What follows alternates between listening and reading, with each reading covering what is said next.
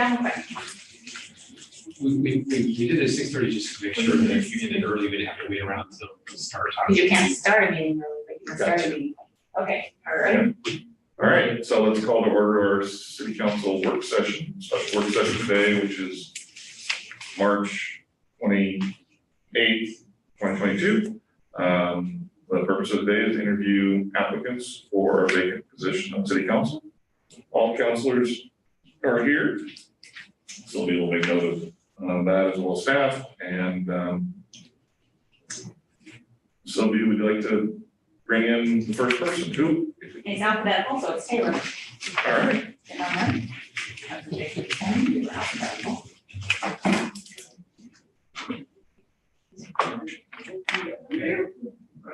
I guess I'll talk later.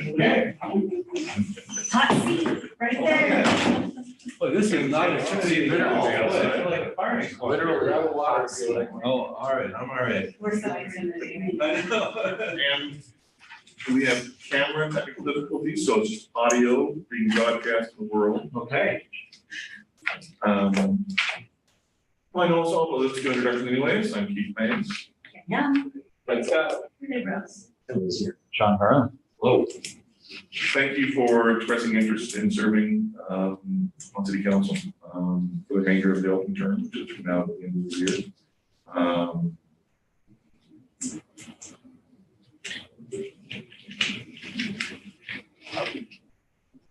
Yes. What would you like to serve? What you explained, your resume, your application, which I appreciate, but if you wanted to elaborate on your interest and why you want to serve, you've been serving on the city planning commission for a couple of years now, and now why are you wanting to do this? Well, I've wanted to for a long time, at least 2 years. And when I ran for office, and the reason hasn't changed a lot, which is I am a big believer in taking the skills that I've learned in my case professionally as a product manager and listening to customers and getting feedback, trying to get the right product built for them. I have learned how to do that, learned how to listen, and I feel like I can apply those same skills to make my community and city better. So a lot of times there's what I tell my the team of product managers that I lead is I want you to have strong opinions that are loosely held, because I want you to give me something to react to. But if the data shows me something different, or shows us something different, or customers interviews or whatever it is, then we need to pivot and change our mind. So anyway, that's what I want to do. I love Sherwood and I want to keep making it better. Awesome. So you served on the planning commission for 2 years, so you certainly understood the kind of a time commitment. Oh, yeah. And planning commission is the most time intensive city board commission. And your meetings ran incredibly late for sometimes to deal with on the policy side this year, I hope, for PC members. But going from planning commission to city council, it's also a different profile. So if you have that conversation with your friends and family, they kind of say, yeah, we're supportive. Yes, I have, and I even have asked several of the city councilors to make sure that I had realistic expectations on it. And in fact, I am more able to absorb the in-person and the prep work, I think, of the city council versus, this is, yesterday or 2 days ago, Friday, I returned a box this big of writing from the planning commission. So, which is, it's usually every night, a couple of hours leading up to a meeting and just trying to prep that out. So, and while I know that it is important work to do, it is also something that it takes a tremendous amount of time. So I'm fine doing that work, but it's. Yeah, but the root of mine is just it's also, you're just much more in the community as a counselor, if you're a counselor, And kids and spouses. Need to be kind of aware, hopefully they're supportive of Make that. a popular decision. Oh, yeah. The communities are set. Yeah, although, yes, so, this is not a part of my, portfolio, but my resume, but I paid for college as a birthday clown and magician. So I have had, I've had a lot of insults hurled my way. I have a very thick skin, I guess you could say. So, Other questions? Yeah, I got a question. So in preparing, you've known you want to be a city councilor, or maybe some of our applicants probably just found out like, hey, there's no opening, I need to apply. But in preparing for the idea of being a city councilor, did you do anything to prepare? Like I started attending city council meetings like a year before I ran. So have you watched city council meetings? Have you read any minutes? Do you know what we've been working on? Yep. And so that's a great question. I have, since I ran, I've been, I'm going to say, once a month attendee at those meetings, but I've also started attending some of the other auxiliary meetings like the parks. I felt an affinity for the parks after reading the parks plan and different things like that. And so I was like, well, I want to see how they're getting about their stuff. And then in the last, since I found out about the opening, I've probably been in every one of those plus some of the work sessions, mainly because I'm also curious about, I think maybe it was when Tim, you were at our meeting and you said, hey, there's some stuff coming down the pipe that we've got to be aware of that's going to impact, and I was like, oh, I hadn't heard of that. And so I attended a work session where they were presenting that. And, it's one of those things where I'm also not afraid to ask questions if I feel like I don't understand something. So I go to staff and I say, explain this, or go give me some examples of this and bring it back to me and stuff like that. So that's what I've done. What do you think is some of our biggest challenges when we bring forward next, 5 years?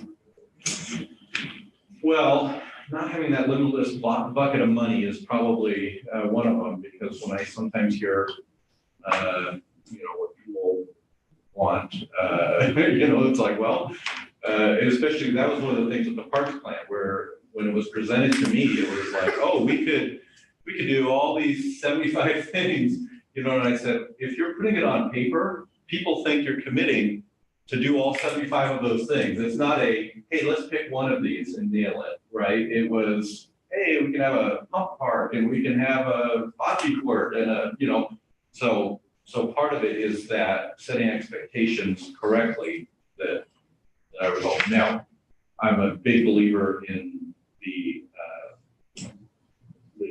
overpass to Sherwood West. I think connecting Sherwood West to and that whole side of 99 to the current site. In fact, I would love having an old town part 2 over there that has a community aspect to it and a gathering place and all the other stuff, right? So building out that in a thoughtful, meaningful way, especially for I love the idea of cottage clusters. I love the idea of, because we need to give some housing options that are better than what we have now, which is you got to have $600,000 to get in the door, or else we're going to lose out on young families that are looking to come here to take advantage of our awesome schools. And by the way, this is something I feel passionate about on the planning commission is if we don't give people those options, we're going to lose them in their peak earning power, like myself, right? As soon as my kids are gone, if I don't have a smaller house to go to, I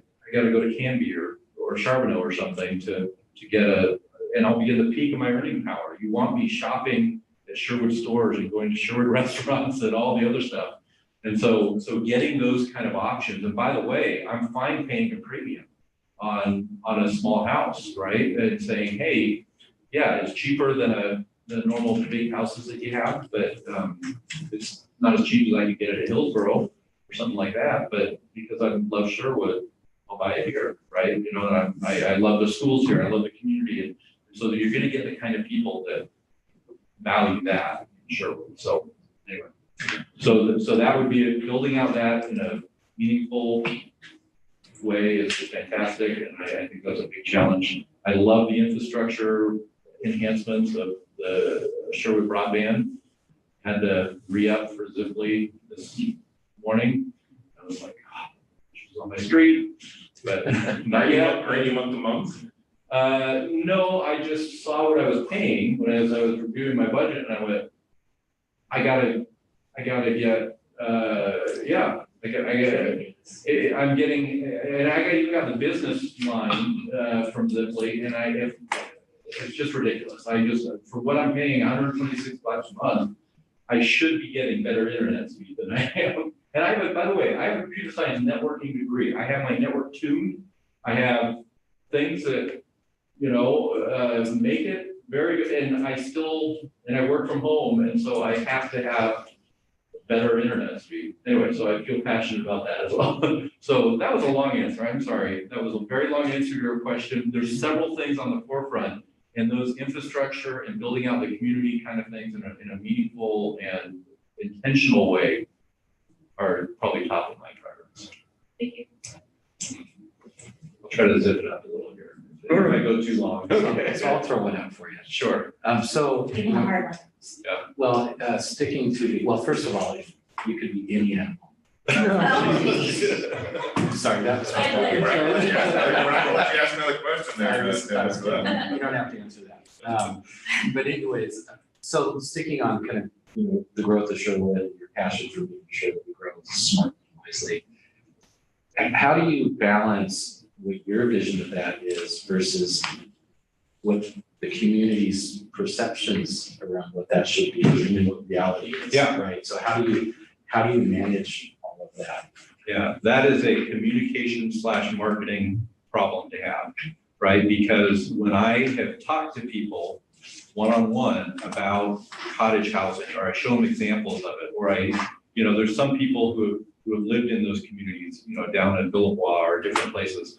And I say, in their mind, they're thinking multi-tenant or multi-family housing is, the projects in, New York City with laundry hanging between the alleyways and stuff. And it's like, no, these are nice houses that are very livable. They're just smaller, right? And it's just not 5 bedrooms, 3 baths. And it's just,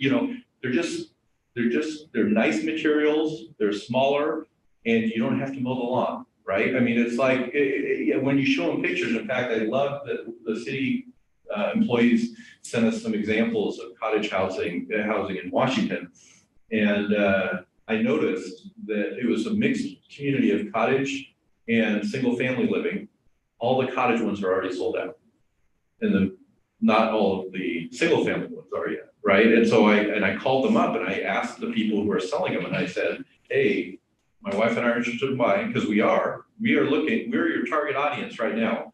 And I want one of those houses in here in Sherwood, right? And so because I still have kids, so don't be worried. I'm probably about more of the target audience with no kids in the house. Yeah, I know. So I'm like, hey, my kid is going into 7th grade, and in 5 years, I want to have someone. Anyway, but that is, I think it's a marketing and a communication problem to have, which is these are the examples, right? This is the kind of thing, and painting that picture. That's what I love about when I saw the festival plaza, right? And seeing the pictures, letting people experience it and be like, oh, this is what Robin Hood Festival would be like if we had, this plaza in place, right? And really helping people to visualize that and see that versus just the words being out there, right? So just quick follow on. Yeah, go ahead. And I'll see my time.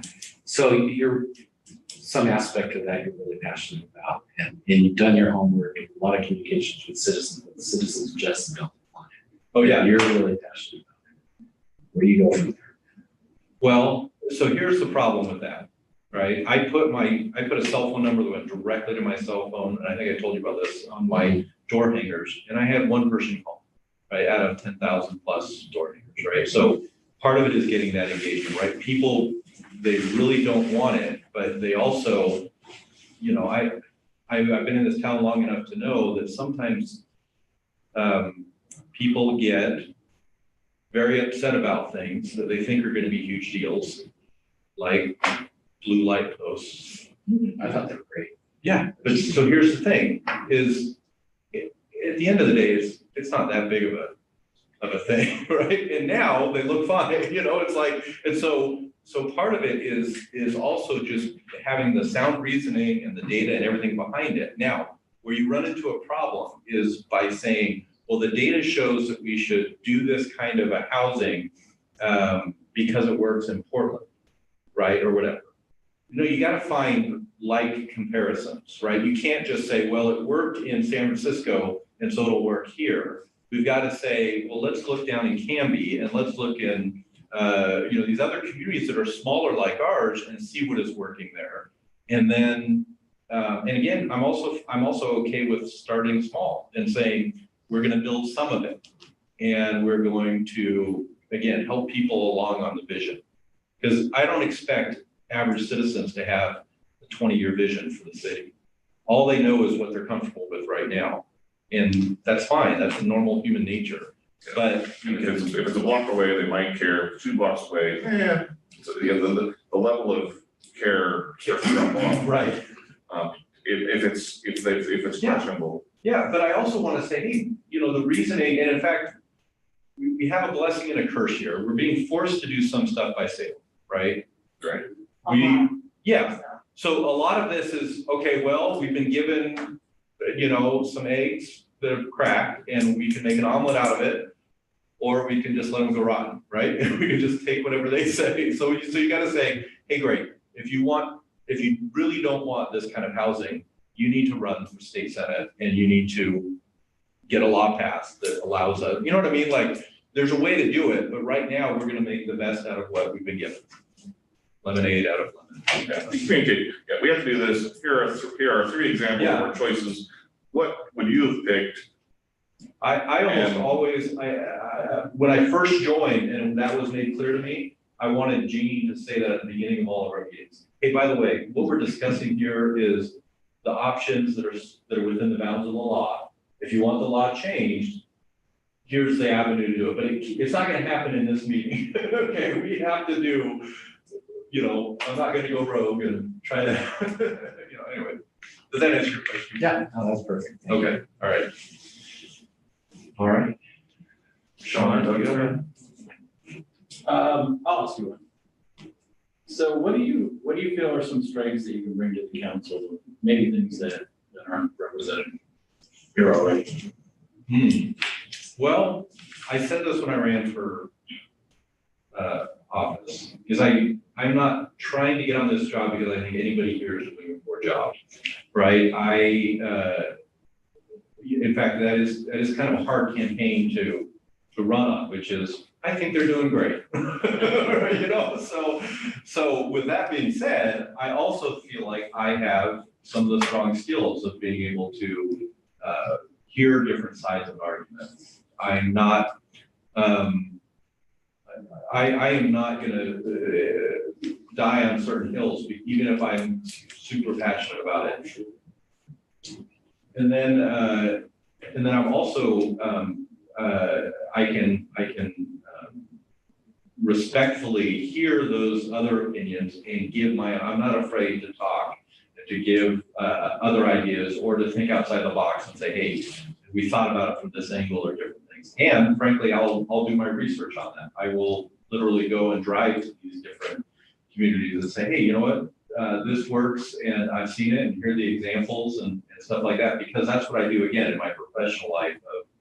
I have to come with the data, or else we're just going with opinions, right? And there's a famous saying by the founder of Netflix where he said, if we're going to go with opinions, or if there's data, let's use the data. If we're going to go with opinions, let's use mine. Okay, which is, you know, that's the thing for a boss to say, right? And so I always like to come in and say, here's the data, and you can see that these are alike. And by the way, if they're not alike, let's figure out how to make them more alike so that you can believe me and I can be persuasive rather than dictatorial.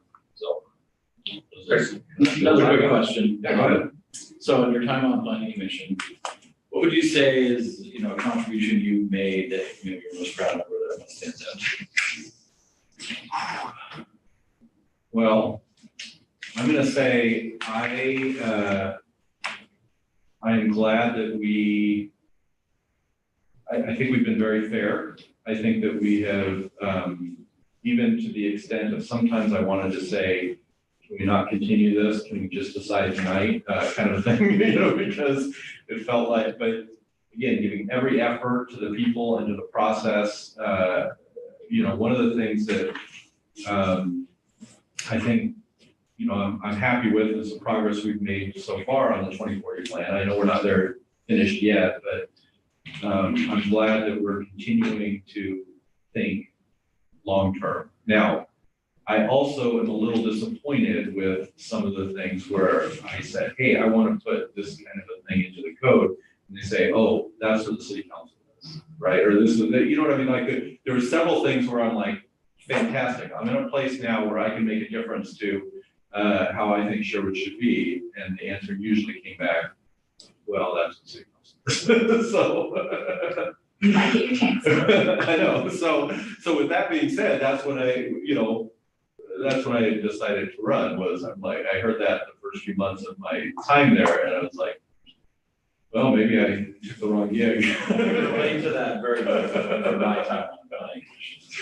Yeah, but you're in a different spot because you can be like, all right, I'm gonna bring this back to the city. But I was on planning commission before and I Okay. felt the same thing. Yeah, and so in fact, I feel bad when people attend those meetings and they want something specific to happen, and I'm like, well, we don't do that, right? That's not what this body does, and helping explain that to people, and I frankly wish I could just, take them out to coffee and just say, hey, let me explain what this is for. And I've done that for a couple of people that I've tried to get to apply to the planning commission, but because it does fill a very needful role, but it's not the role that some people think it is, which is I want you to rule on this, I don't want a Walmart in my town, right? Well, okay, that's not Well, what. too many years late then. Yeah, no, I know.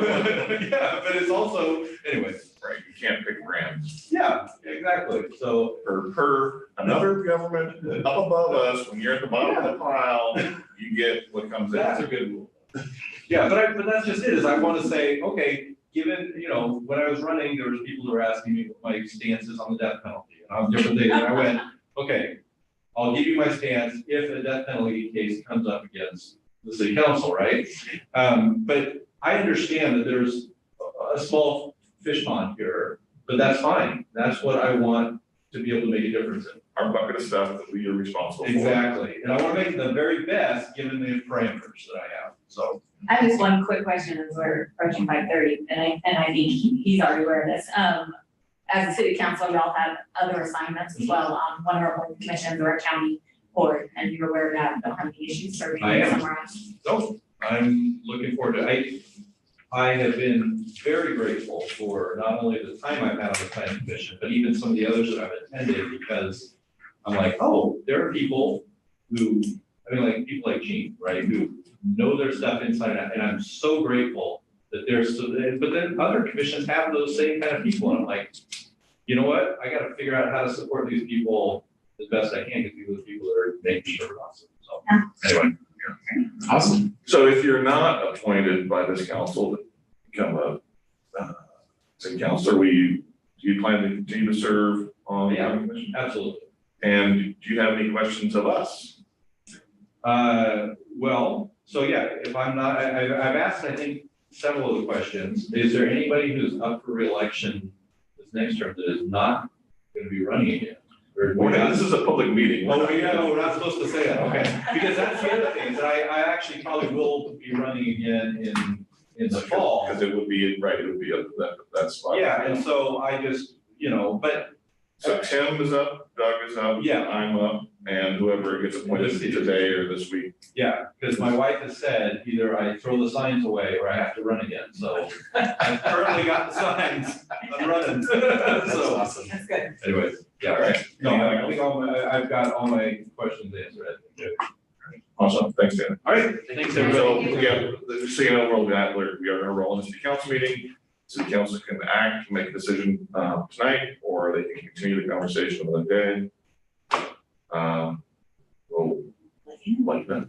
Okay. You hang out and wait Is it for gonna- it, or. I was gonna say, is it gonna be one of those, we continue to a date certain and it's 2 weeks down the road, or is it? No. It'll have to be a date certain, because we have a 45-day clock. Oh, perfect. Oh, that's right. The new law. All right. Awesome. Charter. Perfect. There we go. All right. Thanks, guys. Thanks, Bye. guys. Wait.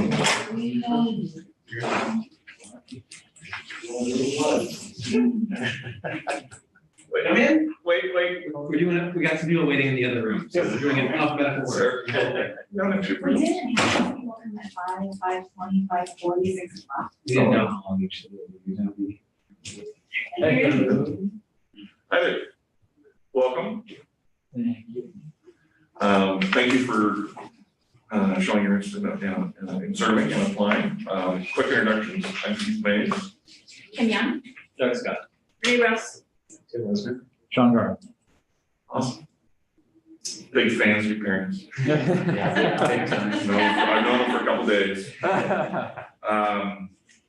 Again, thank you for showing interest and willingness to apply and to serve our community. I appreciate that greatly. Would you please, review your application and explain, why you're interested? Yeah, so, I've been a Sherwood community member my whole life, so definitely have made a lot of connections. And yeah, just grew up, going to the schools here, lots of friends and, community members. So definitely, just when I saw a chance to kind of give back and get involved in the community.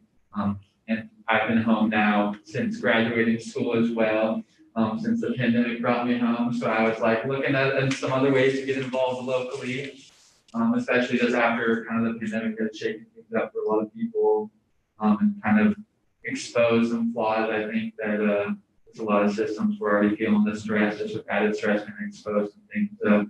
So I thought like starting local at a local level would be the best way to get involved. Great. Go ahead, any questions? I'll just ask my same one. So I know this position came up, rather sudden when somebody resigned, but I'm just curious, prior to that or since then, have you been attending council meetings or watching some, reading through our minutes? Do you know what's been on our plate the last year or recently, or? Definitely not the full past year, but more recently since hearing about the spot opening up, I did honestly hadn't looked about running or even serving on as a representative or anything before. But when I saw the vacancy open for the rest of the year, I thought that'd be kind of a cool way to get involved there. And so yeah, I have been watching some minutes and meetings lately. So I feel like I've somewhat been involved, just knowing about what's going on in the community from being around here and my parents kind of filling me in on what's going on. So I know the footbridge has been kind of something you guys have been working on recently. And I've been hearing about just kind of housing developments, looking at what different options would look like for future implementation in Sherwood as well. Great. So, but yeah, just kind of also was looking just to learn more kind of as I got involved.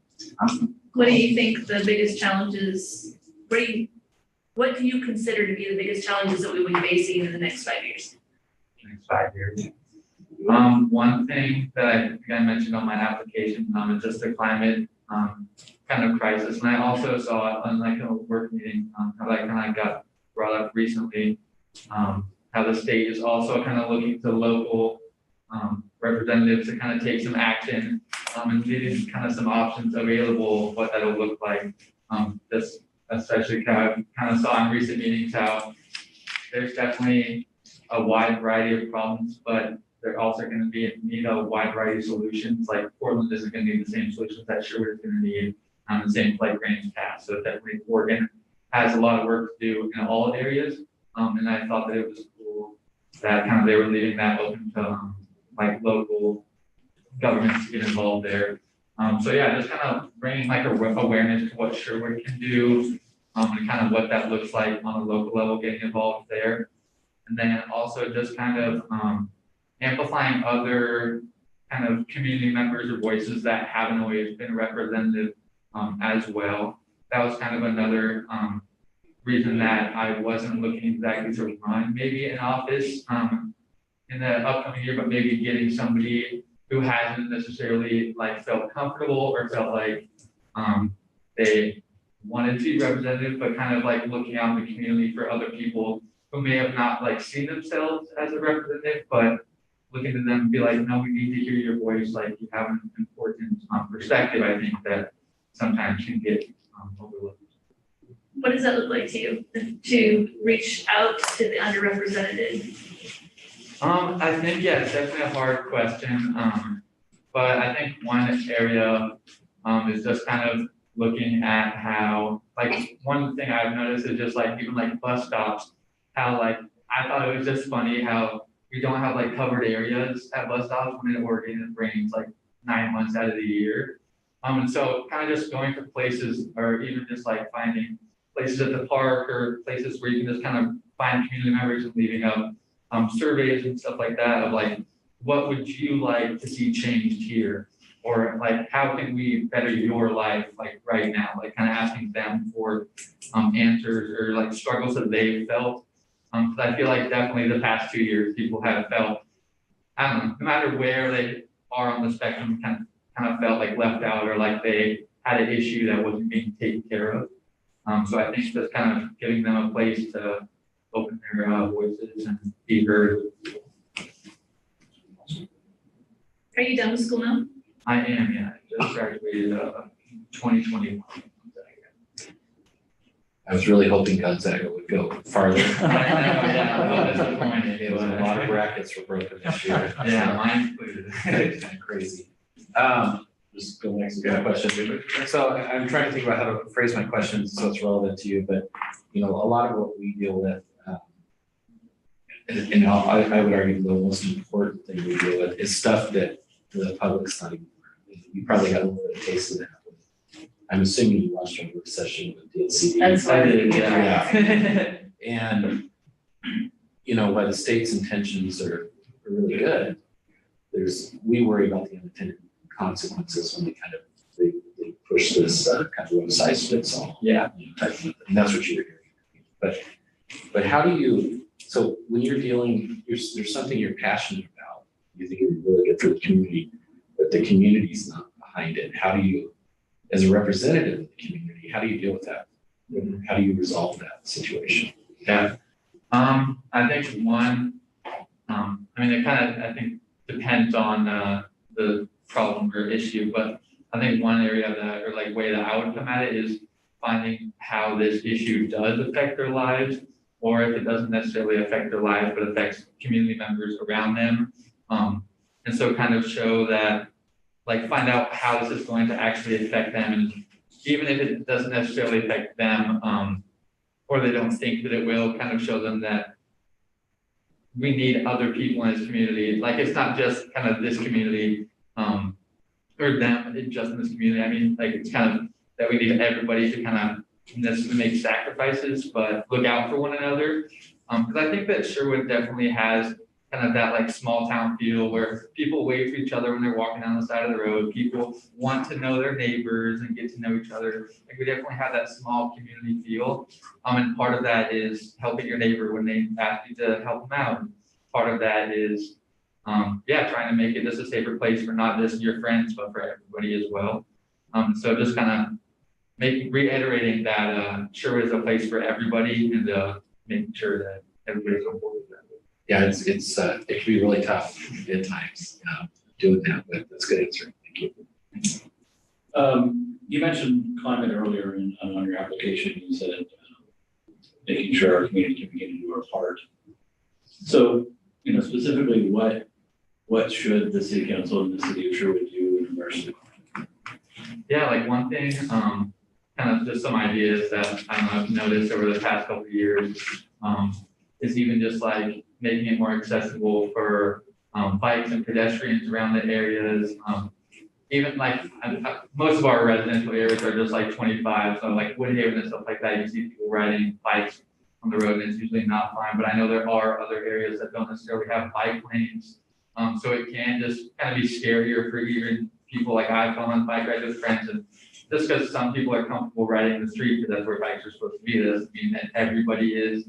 So kind of just making it more accessible, or even having like some bike paths, and like only bike paths or pedestrian paths, just so like there are other kind of accessible ways just to get people out, like using less cars and stuff like that. Because I also know we have a lot of parking issues in Sherwood as well. So getting people to use other modes of transportation as well.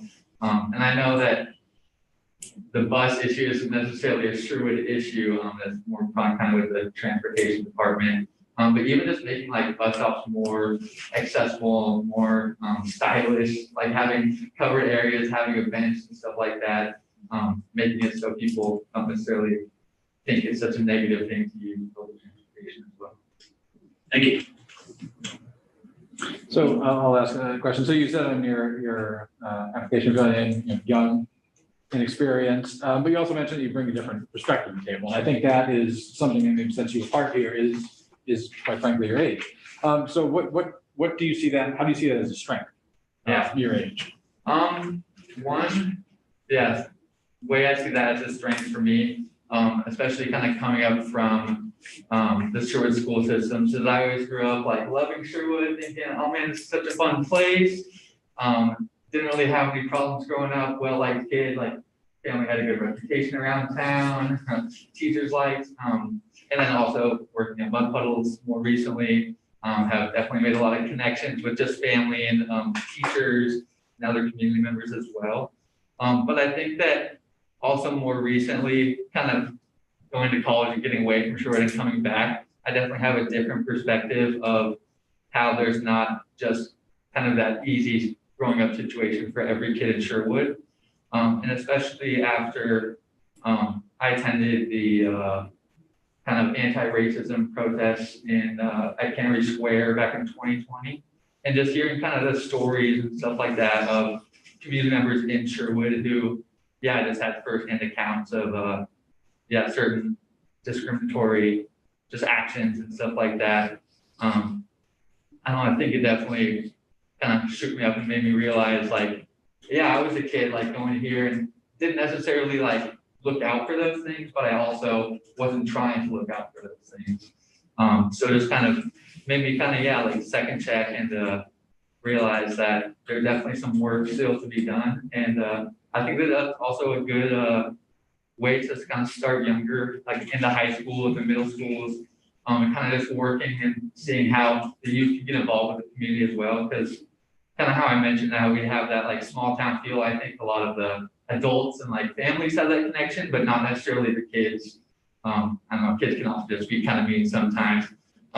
But just kind of getting them involved on the kind of the like bigger community scale, I think would be cool as well. Thanks.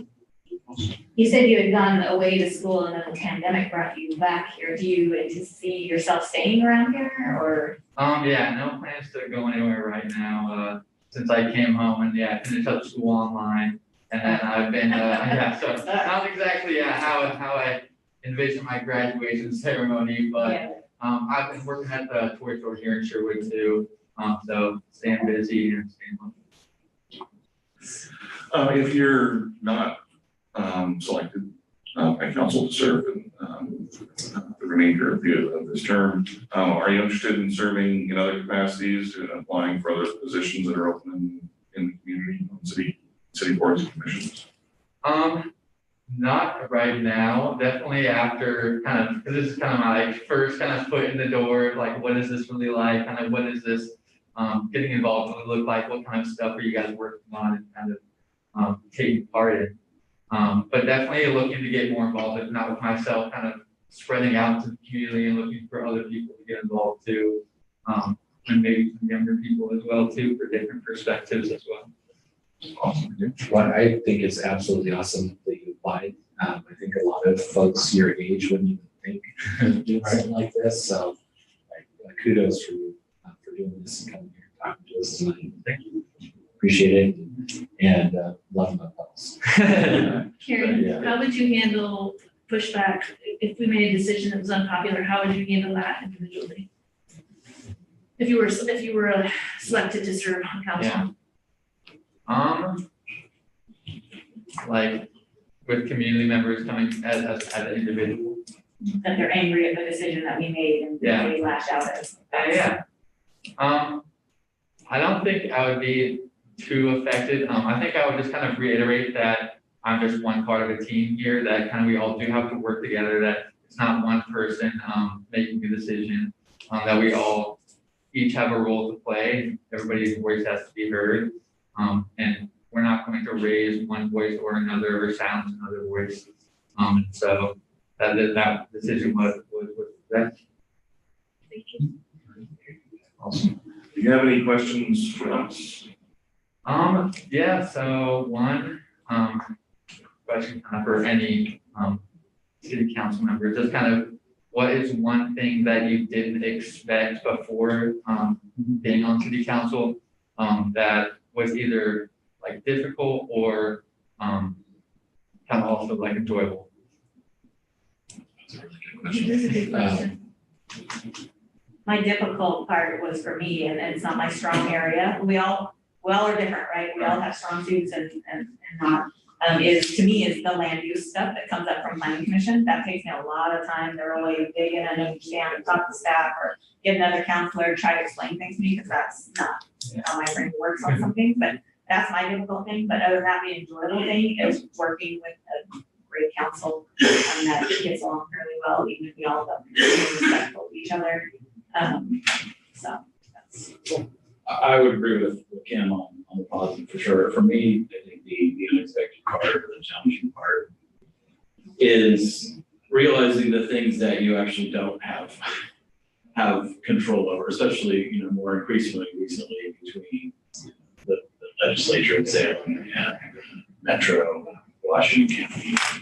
The decisions that they're making on our behalf and take local control away from us can be very frustrating. I'll add to that. I couldn't agree more with, it's been a real joy working with this group of people. Even when Russell was here, it's just a great team. We have diverse views, but we always seem to work through things and come out with good outcomes, and hopefully can work with all these folks forever, as long as I'm on council.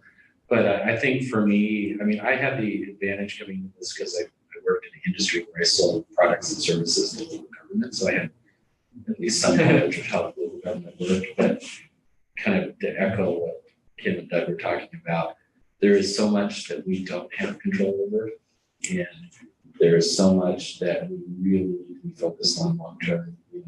So for me, it went from I need to be thinking 1-2 years out. No, for me, 80% of this is thinking 5, 10, 15, 20 years. Because we have a great city today because of great planners and elected officials 20 years ago. 20 years ago is before you keep. Yeah, but really trying to stay focused on what we can do and not get embroiled in what we can't affect. Because we've seen that with the school board. It's the politics gets so noisy that it affects the ability to get the hard work done. Well, and there's things that have come to us that the community might want us to weigh in on something that's really not our place to weigh in on. Like a social issue, or they just want us to make some sort of statement, but it's nothing we have control over. Yeah. So sticking to what we have control over as city council is very important to me, and not getting out in the national social justice, that kind of stuff is that we have no control over. Yeah, last thing we need is to national. Right. Unless it's a good. Yeah, we do a lot of things that move in the right direction. We're not standing up on top of the mountain and telling our neighbors all about it. Neighbors, other cities type stuff. So it's understanding just what your bucket of work is and the ocean that is not is in itself quite a learning curve. And then I never thought I would know so much about water and wastewater and road maintenance and funding solutions and options And you know, it's some really riveting and sexy stuff to do at the local level. And you never done learning something new every week. That's probably one of the most fun parts of this is always learning. Yeah. As a learner, that's right up my alley. But being the liaison community, working with the staff, working with the team is amazing. There's nothing that's really surprised me that I would say I wasn't necessarily prepared for, because I'm always going at things as learning something new. Awesome. Yeah, it's really just about building relationships is what gets things done, you know, and like everybody's mentioned here, we have us, we have the community, we have the staff, we have Metro, we have Washington County, we have ODOT, we have so many people we have to work with, and you have to have that relationship and that open-minded communication with them to get anything done. And there's a lot of interplay between those, and so understanding solid approaches, understanding when to fight and when to stand down, things like that are really important, and you learn that as you go. So and we've got a great group here of people who have different communication styles, who have different focuses, and some people really specialize in some of those certain areas. And so, yeah, it's been an incredibly productive council over the time I've been on here. And to, I think the point that Tim and Keith made too, is that there's going to be decisions that we're going to make that aren't going to, you're not going to see them to fruition until 10 and 20 years down. And you have to understand that, you know, and as somebody, I'm a project manager by trade, and I like to get things done and I can close it out and move on. We don't get to do that. We do. So you have to understand that you're part of a bigger picture. And to the point is, sure, it's good now because the decisions have been made 5, 10, and 20 years ago. And we have to make sure that we continue to carry that on. So, Yeah, I want to be that annoying grandfather who's telling his grandchildren. There, you know, and they're telling me to shut up. Well, thank you. So process-wise, when we get done here, you know, 4 people, all 4 applicants today, we're gonna have a special city council meeting. The city council can choose to act tonight, or they can choose to continue the conversation to another day, date certain, not too very far in the future, because we are on a 45-day clock. But so you're welcome to stay, hang out, wait for the meeting, watch it, listen to it online. We will certainly contact you, whatever, if a decision is made tonight or not, we will certainly let you know. Thank you. Thank you. See you guys. I had someone reach out to me, they're watching the stream online. Is there any way that we can put the applicant's name or something that calls out who we're speaking to online? Because they're not, I don't think we've actually even introduced really these last 2 candidates. That's a good point, yeah. So we'll make a better point of, and so next. Well, just for people listening, that was Kieran Noreen that we just talked to. Yeah. And the first candidate was Taylor Guns. The name louder.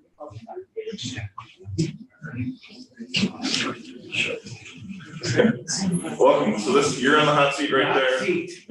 It's hot. All right, thank you. Welcome, Kevin. Kevin Owens. Thank you for your interest in applying for city council. Put this on Juno's chair. Yeah. Awesome. Welcome. Thanks again for applying, expressing interest. Quick introductions. I'm Keith Mays. Kim Young. Doug Scott. Renee Brooks. And Sean Brown. All right, nice to meet you. We've already read your application, but I'll just ask the question so you can reiterate it or maybe say it differently. What drew you to the job of the volunteer post? Honestly, just I really love this town. I truly love it. Raised both a voice here, and I really do love this town. I'm excited for the growth of City Sherwood. Have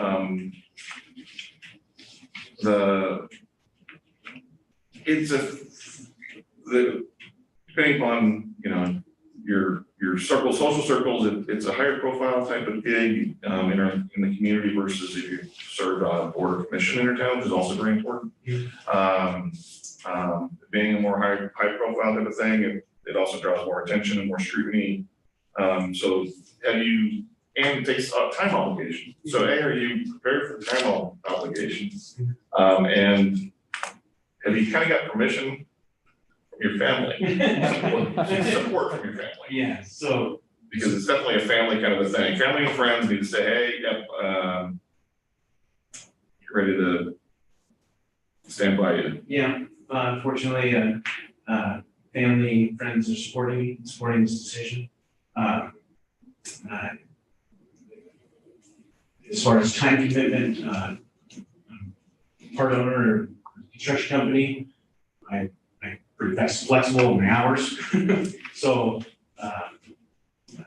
yeah, there's no issue with the time commitment and full support of family and friends. Awesome. Yeah. So you said you love the city of Sherwood, I assume we all do, and that you're excited about the growth. There are a faction of folks in Sherwood who aren't excited about the growth. So how do you handle that? How would you handle that scrutiny when you want to talk about how excited you are about growth and you have people who are saying, leave Sherwood the same, don't grow, blah, blah, blah. Yeah, no, I think that growth is important. I think controlled growth here is important and well thought out growth is important. One of the reasons why I'm here is that I've built in downtown Portland, I've built in every city, Oregon City, Tired, Tualatin, you name it. I've built in it, and I really love the way that Sherwood has grown. I love that it has been, it seems to be that it's been very well thought out. And I want to continue that. I drive by projects where they look at things and I'm like, holy God, that's not built in my town. You know, there's a cute, lovely neighborhood, town with good architecture, and I think that we need to continue those things. And I do not want to see, for an example, what they put in that mountainside. I don't think that that's what Sherwood needs. We need well thought out, some probably a little bit more affordable housing for some of the younger folks. I think that there is a needs for some more multifamily, but I think there's a need also for some more single family. But I think the thought process that has been going on here. Neighborhoods were designed. Yeah, I think that needs to continue. I think it's one of the reasons why I'm here. So what do you think are some of the top issues facing us in the next 5 years? Planning Sherwood West. I think that is going to be a challenge. I know that part of the community is anti-development, anti-growth. I think that's going to be probably the biggest challenge. And what do you see the challenges to be in that growth? I would say probably some of the community pushback would be the biggest challenge. Do you have any interests over in Sherwood West? No. So working with any developers or on land or anything like that? No interest. Which wouldn't preclude you from being on council, you just recuse yourself if there was an, Yeah. so. Yeah. Don't own any land in Sherwood West, don't own. Yeah.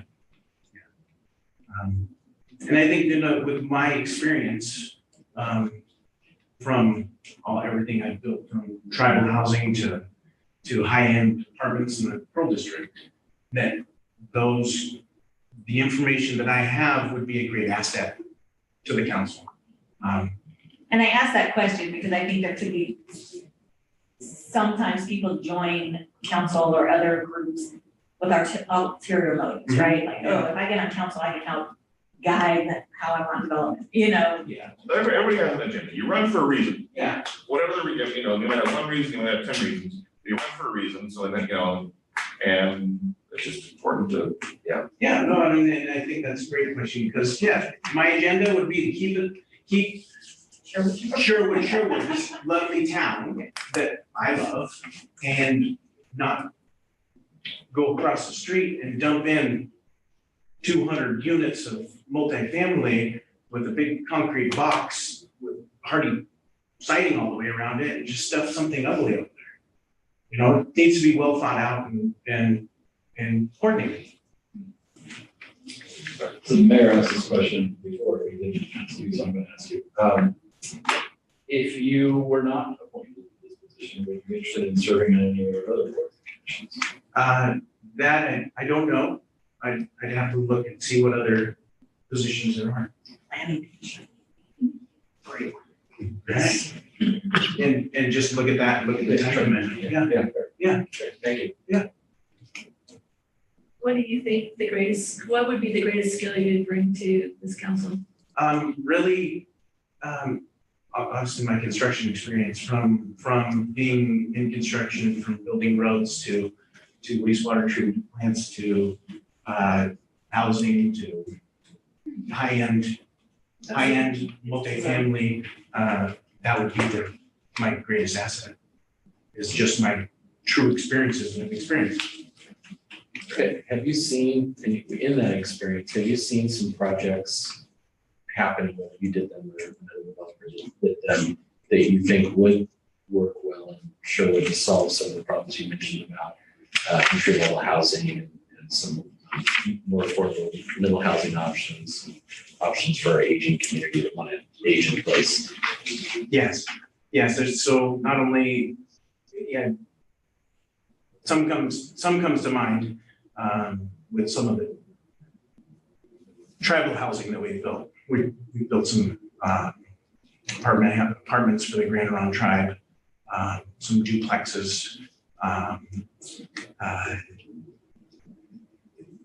and a lot of senior and assisted living facilities as well. So from cottages to duplexes to, I have a lot of good ideas.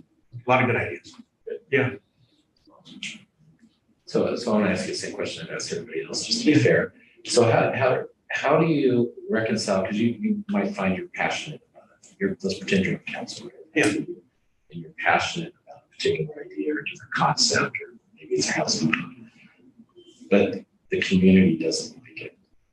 How do you reconcile those two things, and what's your path forward through that process? Probably would lean on the other council members for maybe a little bit of advice and support. I've never been in a situation like this, but I think that there's some teamwork here, and maybe lean on Mayor and yourself and the rest of the council members to, hey, how do we handle this situation? You got Johnny and Joe that are pretty upset about this, working together as a team in order to address the situation as best we can.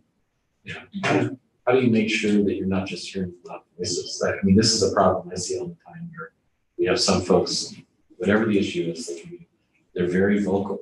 And if you only listen to them, you think that's what the whole community thought. So how do you get to the bottom of it? How do you really understand what your desires are? Yeah, I can see that, there's always a bad apple, right? There's always a bad apple. Sometimes they're good apples, they're just passionate. Okay, there you go. Yeah. Better way to say it. Sorry, Steve. Yeah.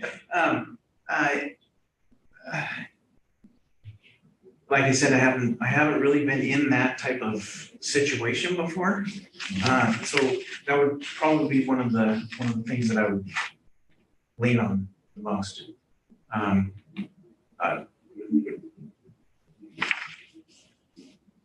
I could easily confront the situation. There's no issues with that. Not addressing the disgruntled person or person that's not agreeing with what the decision's made. There's no issues with that whatsoever.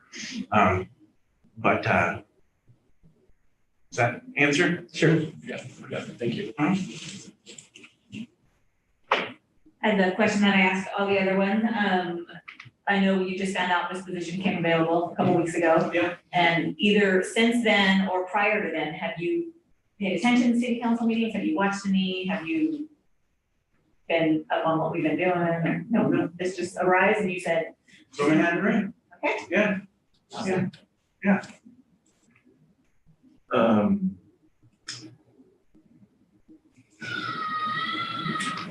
Somebody in the library. Now the book, they didn't. I'm sure we'll have a few more questions, but do you have questions for us about the job and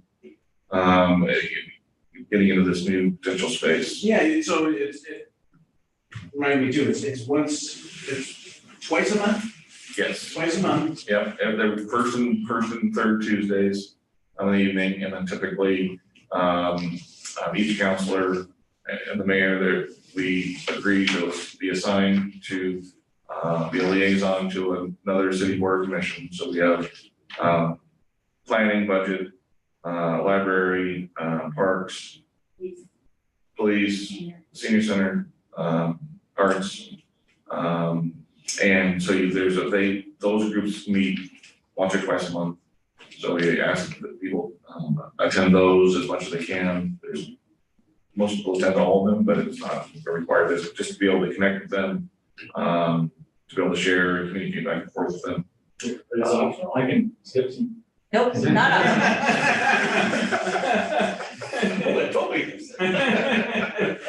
We can't order a You can fellow only elected to be do the something. best counselor Like at you the want to meeting. be, Doug. Sorry. 3.5 years in and he says it's optional? That just shows I do it all the time. Since you. And all of you have alternates, so if we can't make a meeting, you call up your alternate or another fellow counselor. It doesn't have to be your alternate. Just say, hey, can you attend this one for me tonight? I can do this. So I'm the old man, the old person table that I've served one of the other years for a little bit longer. And at least my old school hat, yeah, it's optional. It's good to go, but Yeah. stuff happens and so there is that commitment and there's stuff to read and get caught up and you're having to learn lots of things. You certainly know a good bucket of things. I never thought I would learn so much about drinking water, treatment, Yeah. transmission, distribution, and then the other side of it, wastewater, stormwater, roads, maintenance, construction. Small cell 5G antennas. Chickens. I could drive down the road and pick out 5G like nobody's business. Backyard chickens, marijuana. Everything under the sun. Yeah, no, I'm excited and hopefully here to serve, like, it's gonna be great, it'll be fun. Appreciate that. Yeah. Other questions for, any other questions for us? No, good. Awesome. So process wise, we're gonna interview the fourth applicant after you. Then we will have a special city council meeting that we're gonna have in the other room. The city council could make a decision tonight or decide to continue the conversation to a date certain. Whatever happens, we'll definitely reach out and let you know that, a decision made, what the decision is, or if we're moving to another meeting because people wanna think about it some more. Okay, awesome. Well, I appreciate it, great to meet everybody. Great Thanks, meeting you. Everybody have a good evening. You too. Thank you, All right, Jeff. thanks. All right.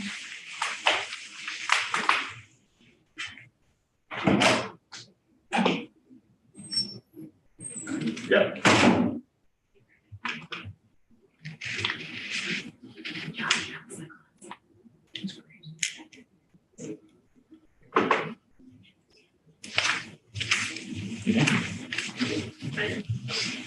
By Dan or Daniel? I go by Dan. Dan Stampede for the people out there and Yeah, so we are, YouTube land. we're live on YouTube, audio, just audio today, but welcome. Thank you for applying, expressing interest in serving on the city council. That's great. Quick introductions. I'm Keith Mays. Kim Young. Doug Scott. Hey, Russ. Tim Rosner. Sean Carl. Awesome. Reviewed your application, but we'll have some additional questions or maybe repeat what you've written. Why are you interested in serving? I lived here about 10 years. I met my wife while she was already living here, and we lived here, she had a daughter. And we have really enjoyed the city.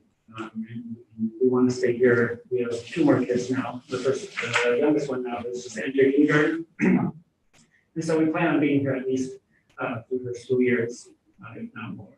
And with enjoying all the benefits of the city, I wanted to get back a little bit to the city, and I saw this as an opportunity. I tried to do the Sherwood Citizens University right before COVID. Unfortunately, it was bad timing, and the class got canceled.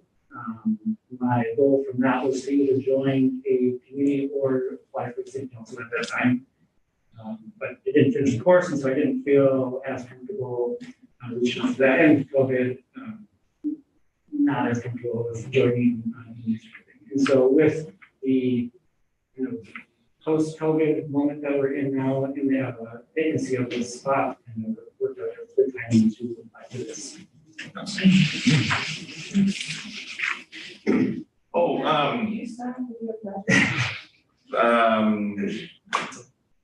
So it's a significant commitment, and it is a more high-profile role in the community versus if you're a volunteer at arts or sports or a board or commission of the city.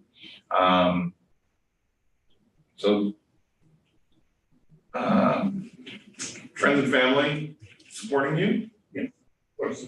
Good. I mean, it's just important just because Sometimes. half a dozen or number of nights per month, you'll be in meetings, and then there's stuff to read and get informed on. And if there's a decision that's not necessarily popular with some folks in the community, depending upon your, people might let you know that, or your kids, or your spouse, or your friends. That's just part of the deal for the volunteer job. I do understand that. And I think that it's okay that I'm accountable for actions on the council to the constituents here. So I understand that. And respect that. Perfect. My question is one that I've asked all the other candidates is, and it sounds like you've been thinking about city council or another board of commission since before COVID, since Citizens University, which I hope if ever comes back, you have an opportunity, because it was pretty Sean and I attended before we became counselors. Yeah. Have you been paying attention to any of our city council meetings, watching any reading minutes, or since this vacancy was announced, did you do any research about what we're handling as a council? Prior to the vacancy, meeting every quarter, I would kind of review them and skim through them. Since the vacancy opened and I've applied, a little more thorough the last year or so, make sure I understood what was actually going on with the city council that I'd be joining if that happened. And so it seems like some interest before, but certainly more now than. Great. So follow up to that, what have you seen on some of our recent meetings that have caught your attention? I don't remember the name of it now, but regarding the older folks who live in this community and in the city, accessible. Cottage clusters. No, the Age friendly city. I didn't even consider that we were not age friendly. The amount of senior living that we have in the city, but sure we can always improve on that stuff. And so it's good to see that the rec bar also improving in our city. Sure. I'm excited about the plaza. It seems interesting to be able to get into that space there. That bridge, it's almost there. Come along. Thank you. Thank you for your service. I saw. Oh, go Navy, go Navy. My question, I saw some of what you wrote down as important issues. What do you consider the most important issues that Sherwood will face in the next 5 years? We just crossed the 20,000 population mark. And so we've gone from like a small city now to like a medium-sized one. And I think kind of figuring out as a city what we want to do. If we want to continue to grow, if we want to maintain where we are, is that smaller feel. And then on top of that, the desirability of the city has made it seem like there's a severe shortage of housing or rental housing here. And my daughter, who's graduating this year, her friend and her recently looked up just as a joke, kind of like live in Sherwood, what it would take. And they can't really do that if they wanted to. They would need multiple units to do that. We have another friend who's been renting for 5 years here, hoping to buy a house, and they still have not found something that is affordable for them. And so I think balancing the affordability of the housing here, as well as the smart growth of maintaining what this community is for. No, it's not a simple task. No, certainly not. And it's not gonna please everybody. I just want to thank you for your service as well. And I was just curious, if you worked in aviation maintenance, did you turn wrenches or did you? No, I did logbooks for a 15-year year. So we would review what's been out, came back, what parts of the thing were used, and then schedule maintenance. Awesome. According to that. Awesome, very cool. So I'll ask you a similar question I've asked some of the other candidates, but you know, part of this job is representing the community, right? Because this is an appointment that normally you're elected to represent. Right. And there's, how do you handle that? Because there's going to be things you might be passionate about that the community is not passionate about. So how do you handle that disconnect, you know, to get to a decision, you know, in terms of your vote, or you know, manage those expectations with the community? I think that you need to take the community first and foremost. You got to represent them, and besides this appointment by the city council, you are elected by the people of Sherwood. And so you first and foremost are for them. If it happens to work out that it coincides with something that you're passionate about as well, I see that as a bonus. But ultimately, I think that listening to the community and understanding what the majority of the people are wanting here is what needs to be happening for sure. Good.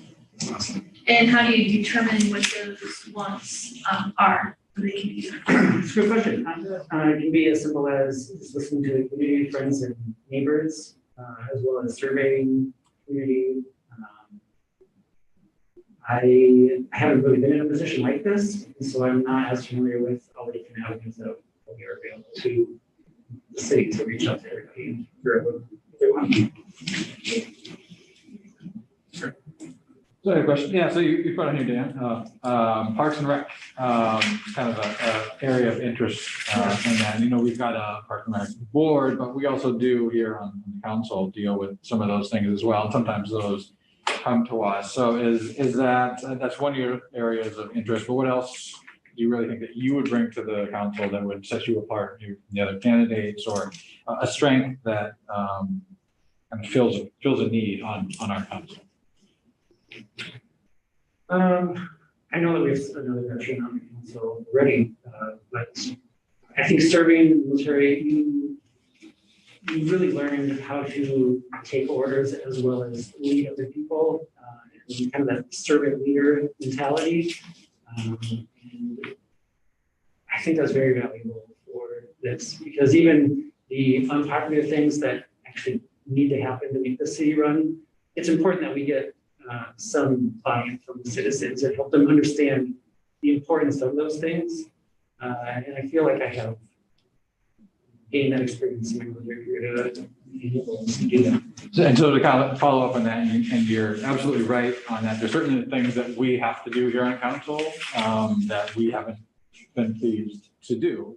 You know, we are a part of an interconnected government, you know, local, metro, and state, where sometimes things will come to us, and based on the statutes, we have to decide that. So how would you perhaps go about even explaining that to somebody, one of your friends or neighbors that said, why in the world did you approve that annexation?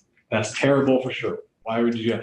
But we had to do that, you know, because it's a statute. So I mean, it's kind of what's your approach on dealing with, you know, not only maybe just your neighbor you're friendly with, but just angry citizen number one. You know, how do you handle that? I think first listen to what their issue is with it, try to understand where they're coming from and why they're not liking it. And once you better understand that, then you can address those individual needs. And I think sticking mainly to the facts and try to avoid any personal things with that to help them just present it as it is, to help them understand why we're doing this and why it's important for the city. I appreciate you started on the Citizen Academy, one merit, and that's outstanding. If you're not selected to be on city council, do you still have an interest or an interest in serving in another way in the community on applying for another position on the Board of Commission? I do, and the COVID kind of feeling up now in some sense. I feel more comfortable applying one of those and really like to do the university if possible to get a better understanding of those things, but with me being here now, I feel more comfortable and confident that reaching out to those communities. I will say most people on boards and commissions haven't been. So don't feel like you're disadvantaged if you have, I mean, it's great, I would certainly encourage you to go. But it's not, you're not gonna be in a minority if you. Okay. And as a city councilor, at Citizen University, we had every department from the city came and had a night. Yeah. You certainly could meet with a department head in the city to get as much, to gain a little bit of knowledge about what each department do. The city manager can set you up for that. I think that's always helpful, is meeting with staff. Yeah. Okay. Do you have questions for us? I do. In this city council job, I imagine that you all came into this with different ideas what city councilor is or was. What was the most surprising thing that you've come across as a city councilor?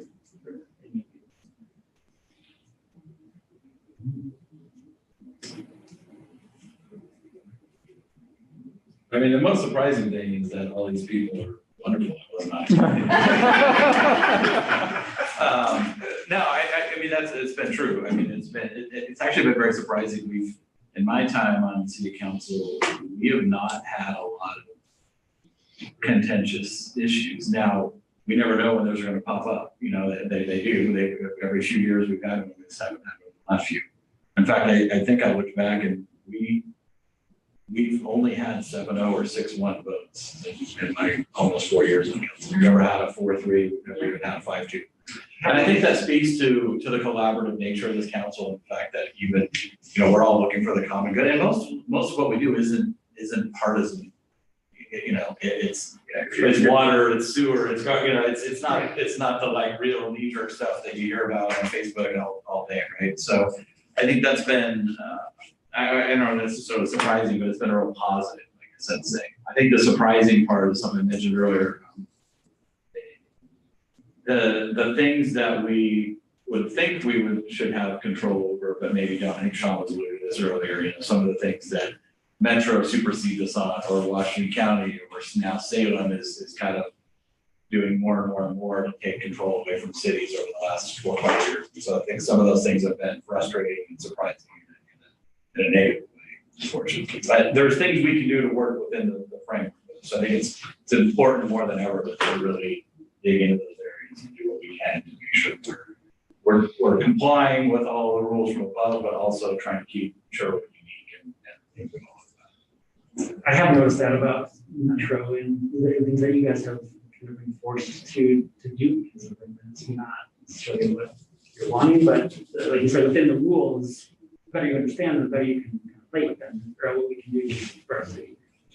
And I think it's important if you see rules coming down the pipeline, as a council, you're really good at trying to push back, or I don't know if that's the right word, offer some different solutions. Like we just recently, that meeting, I don't know if you watched our work session last week, but DLCU, we put out a letter to them with some suggestions or things that we didn't like in the rulemaking, seeing if they could work, being good regional partners is, and trying to give some input on things that are coming down the pipeline. And not just taking the status quo, here's the new rules, I served on the planning commission before I got elected, 22 years ago, first time. And I've not been here the whole time, but I did a stretch and I left thinking back.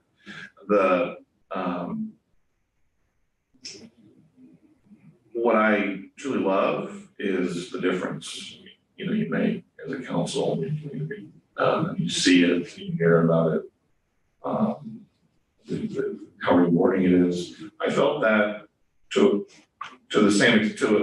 I felt that on the planning commission, serving in that role as well.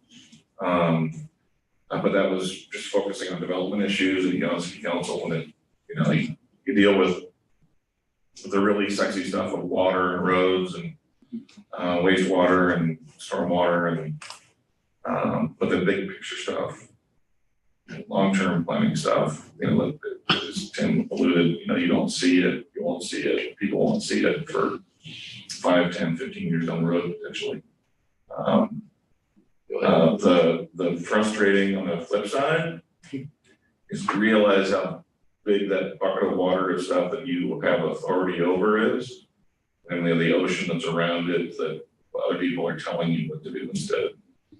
It can be disheartening sometimes, frustrating certainly, but as you have good people to work with from staff, from the community, from your fellow electeds, your volunteers on boards and commissions, and working within these laws that you have to follow, because it's not a choice. You take an oath, you're going to follow the law, and other people make laws you don't follow orders. So sometimes that gets frustrating because, unlike, not to the same extent as county commissioners or more metro councilors or our state representatives or our federal delegation, we see our neighbors every day. And they go, we don't like well, we might not either, but that's a law made by somebody else. So I'm gonna reiterate what Doug was saying. It's been a true joy working with everyone on this council. There's some very diverse views on this council, but we always manage. Everyone always looks at me when they say that. I only did that because I only went down there. I just want to make sure. Oh, okay, I got you. Just want to be inclusive. Yeah. But we have, we have a lot of diverse views, but we work together, we collaborate, we get the job done. And I think to Doug's point, the voting record kind of points that out. I'm also very proud of this council because we do a pretty good job of understanding what lane we're in, what our span of control. We're talking about this a lot. And we don't let ourselves get embroiled in things we can't control. We have zero authority over gun laws, for instance. We have zero authority, I can go on and on, a lot of these hot topic debates that are happening. And we do a good job of just focusing on what we can do for this community, not getting ourselves involved in those things. So I like that. I think metro government and the state government could learn a lot from how we operate, because it's not like that when you get into those larger political spheres, but it is what it is and we have to deal with it. But yeah, so that part's been wonderful. I think the surprise to me is, I think everyone else is echoed, is there's a lot of minutia we deal with that on the surface looks like street widths. Who cares if the street's 28 feet or 30 feet, but that has huge impacts, in terms of long-term planning, parking and stuff like that. So there's a lot of minutia that we deal with in partnership with the planning commission, especially, that is incredibly important that our average citizen isn't paying attention to, nor should they have to, with their busy lifestyles, but we have to pay attention to it, make sure we're doing the right thing. 5, 10, 15, 20 years out. And that's where my head is most of the time is what's this going to look like 20 years from now? As I'm getting my grandkids tours and I'm proud of everything, I can be a proud grandpa looking at all the great things that, that we've done as a city. So, and I imagine balancing the cost throughout time as well. Yeah. And we don't have the resources to do half of what we want to do. Yeah, there's a lot that you're going to want to do, and everybody, I think Keith mentioned that before. A lot of us come in with an agenda and a vision on what we see. And I think it's understanding what our role is and what it isn't, and what we can do, but also understanding where the strengths are, not only within our council, and we have a lot of strengths there, and everybody has their own unique strengths, but also understanding, and your military experience, I think you probably have a sense of this, of that there's other pieces to the puzzle that all have to come together and work together. And so one of the things that I didn't have as much of a grasp on when I came in, and I've clearly learned it since then, is how all the pieces fit. So how the board and commissions fit. And when planning commission does all this work to bring something to council, you know, we respect the work that they've done, and we really appreciate the work that they've done. And also then working with the city staff, I had no idea how much work that the city staff does behind the scenes that the citizens don't see. You know, a lot of people will come to a city council meeting and see the city council make a decision, and they'll say, well, the city council, great job, city council. Whereas, you know, the city staff does all this work. They do research, they plan. They've been here, so many of our directors have been here for years and know the city really well.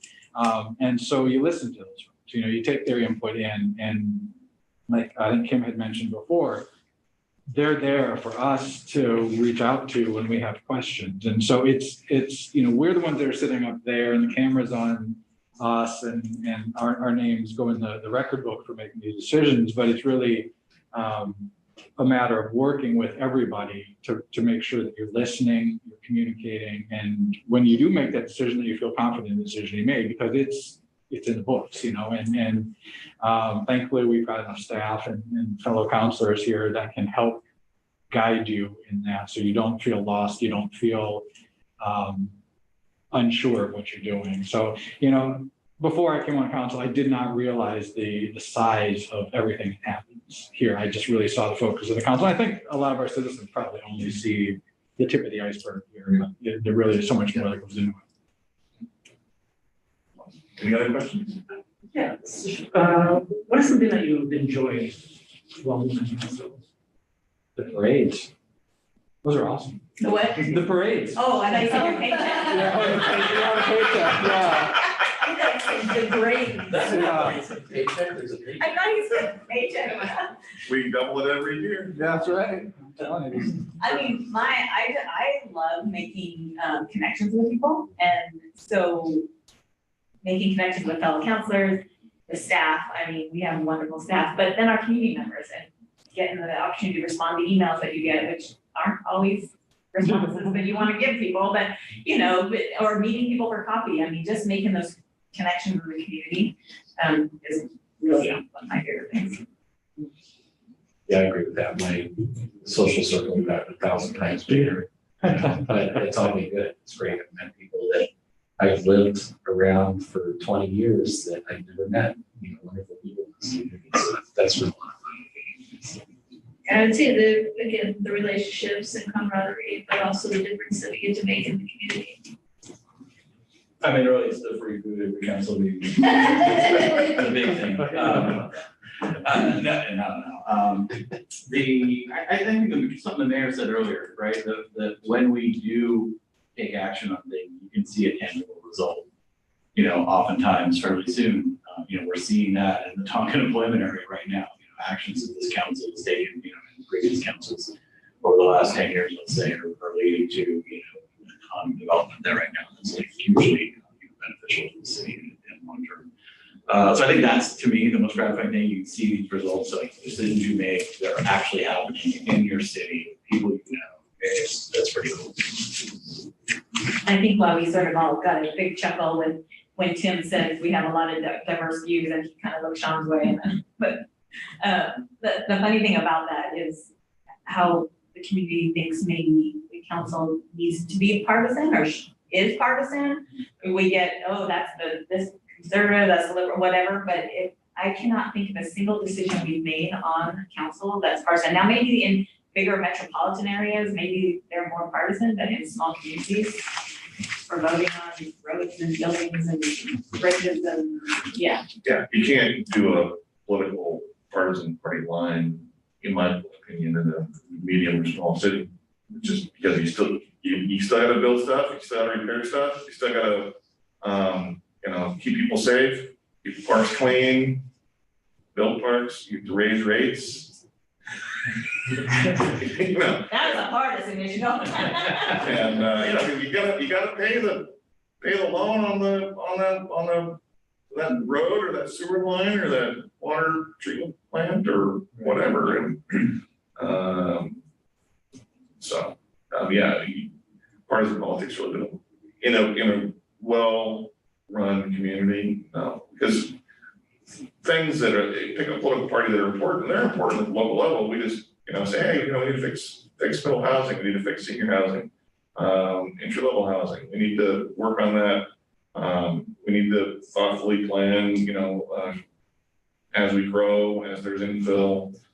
We need to do what we can to be smart about long-term planning so that water bills, continue to only grow at 2% a year versus now our neighbors that are gonna be much, much more expensive than us, in the future because of their $1.6 billion water project that is only getting more expensive by the day.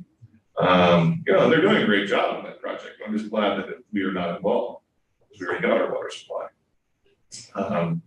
But not to say that politics sometimes doesn't play, but sometimes we have to work with our state legislature. And that sometimes, depending on what party they're with, might depend on whether Sherwood gets anything or doesn't get anything. Like, we were so lucky with Courtney Neron to help us get funding for the bridge and build that relationship there. And we She still did work with amazing. partners. She literally- Other people's money, or other government money is the best money. But the reality is, it is our money just coming back. Yeah. So. Yes, absolutely. We are a net contributor to every other government agency. Be it the county, metro, state, federal. So yes, we go out and try to get some of those dollars back. And from time to time, we're successful. I would say that Kim just brought this up. It's one of the most frustrating things for me, but if you're a city in a district where the minorities in power in Salem, you're not gonna get anything for your district. It's really difficult. Yeah. It's hard. It's not hard. impossible. It's hard, but if you're in a purple district where they're always worried about, losing that seat, you get more. So it's a little frustrating that those kind of electoral politics can play at times, but, we work through that, we lobby, we do everything we can.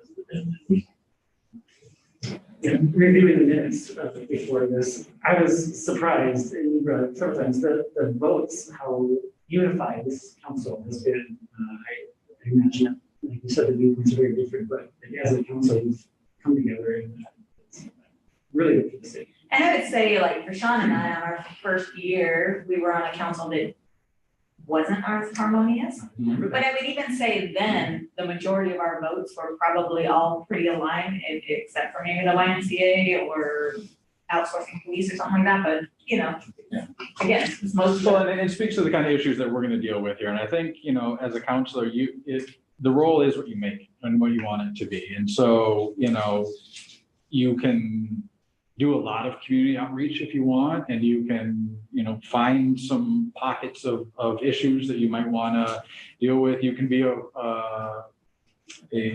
voice for certain people, or you can be listen to certain people, or, if you wanna just come in, prepare for the meetings, do whatever.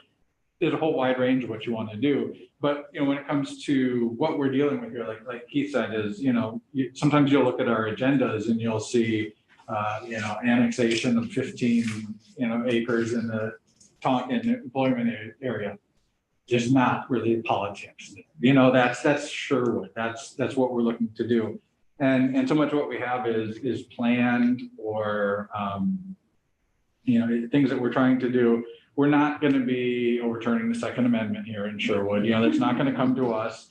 But you're going to have opinions and questions. And I saw that you indicated that you were thinking about running in November. I think probably most of us have seen that.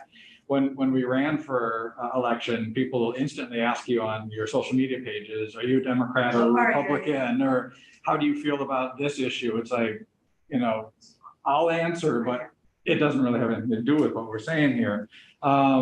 So I think, our decisions, and one thing I can say about this council, everybody's already said it, but I'll reiterate it, is when we get into these work sessions and we're talking about a subject, the strength of this council, and Keith, I'll point this directly to you as well, everybody has an opportunity to speak. And Keith does a great job and makes a point to go around the table and make sure that everybody's had a chance to speak. And that, I don't think everybody probably does that on other councils. And so that creates an opportunity for us all to collaborate and to get our opinions out, and we'll talk about it. And so that is what I think one of the keys that makes this council so good, is that we do talk, we do listen.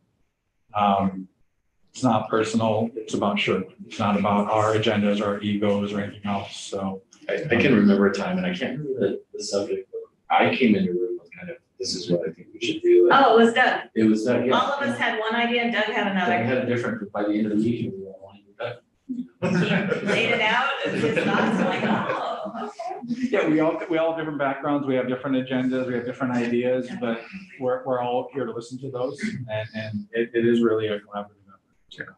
And the strength of any, at least, I believe the strength of Sherwood, and I hope other cities are the same way, is a lot of issues we don't see at first, or we might have the issue, we might turn around and say, library, board, senior center, planning commission, parks, please go and work on this topic with staff and chew it, make a recommendation, and bring it to us, and then we also then talk about it some more. So leveraging others, because since it's not 7 people, it's more like, 100 of community volunteers, and then our city staff and everybody that attends those meetings weigh in. And then if we have, when somebody comes to us and we're still not for sure we're on board with it, or we have more questions, we just talk about it. We continue with another meeting, or we might even send it back to somebody to work on it some more, say, hey, please think about this and this and this. And then let it come back up. That brings up probably the last question that I didn't ask was, are you aware that as a council, we all have liaison assignments? Like, we all serve as a liaison to one of our other boards and commissions. Like I serve on the police advisory board, so I attend their meeting once a month, planning commission, senior advisory. So do you have any issue with serving yet another night of the week? No, I did see that each, seemed like one council was paired with a different departments. Okay. And I think that's a good way to be more involved in how. And some of us do too. I serve on the county board, I think Sean serves county. Even though what everybody does anymore, but There's a bunch of regional, like the Latin River Water Coalition, intake facility commission. So really, Water. A lot of water stuff. You want to talk about esoteric, like the Latin River Water Coalition, we worry about water rights for the cities and our neighboring cities in the next 50 to 100 years. So you want to talk about really getting up, but it's important work, because if you're not advocating for that now, we won't have it. so process-wise, after this, we're gonna go to out in the other room and have a special city council meeting, and we'll discuss potential appointment of someone. Council might make a decision tonight, or continue it if they want to talk about it some more. We'll continue it to a date certain. Either way, we'll certainly let everyone know. You're welcome to hang out and watch and see what we do, or get back out and we'll let you know. Okay. watch it on YouTube. But instead of- Dan, thank you so much for your interest, Thank for you. applying, for coming and talking with us today. And thanks again for your service. Absolutely. And we are adjourned, no work session. 5 minutes. 5 or 10, however. Thank you. You get two. I truly wasn't looking at you. I was just joking. I appreciate that. It was pretty fun. I was joking.